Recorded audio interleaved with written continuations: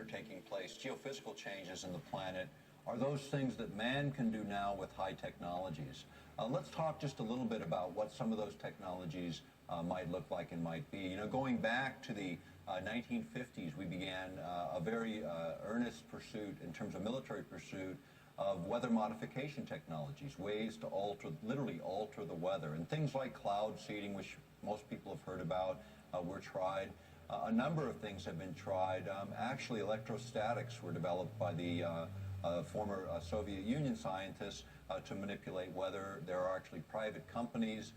One of those private companies based in Russia had offered years ago, when the Indonesian fires were raging and blowing huge amounts of smoke into Malaysia and other Asian countries, causing serious health problems. One of the suggestions by the Russians was, hey, let us come in and we'll create you an artificial cyclone and just blow this smoke right out of the area. And that was actually reported in the Wall Street Journal and the New York Times.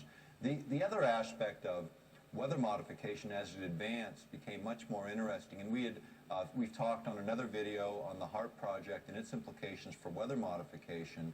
But weather modification technologies are continuing to advance. In the last Congress in 2005, there are two bills, one in the Senate and one in the House, pending, that will actually create commissions for reviewing climate change technologies as they develop.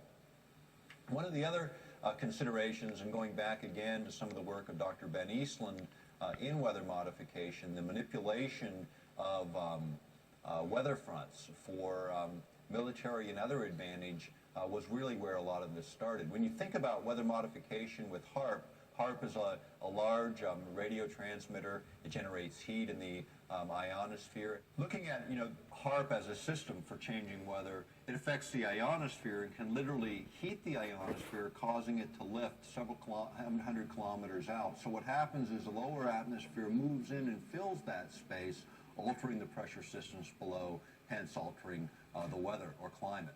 The other issue that happens is alteration of jet streams by actually manipulating the ionosphere in specific ways. By burning these holes in it, you can alter the course of jet streams, having significant downstream effects in terms of climate and weather. The idea of artificially manipulating the weather, or geophysics themselves, creating earthquakes, tidal waves, and the like, was the subject of an conference on international terrorism and weapons of mass destruction from April 27, 1997 at the University of Georgia, where Senators Lugar, Nunn, and Secretary of Defense William Cohen actually talked about environmental weapons, using electromagnetic energy to manipulate things like earthquakes, volcanic eruptions, and climate itself.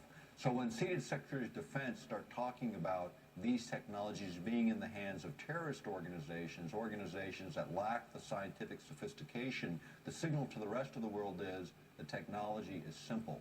It's relatively simple and off the shelf.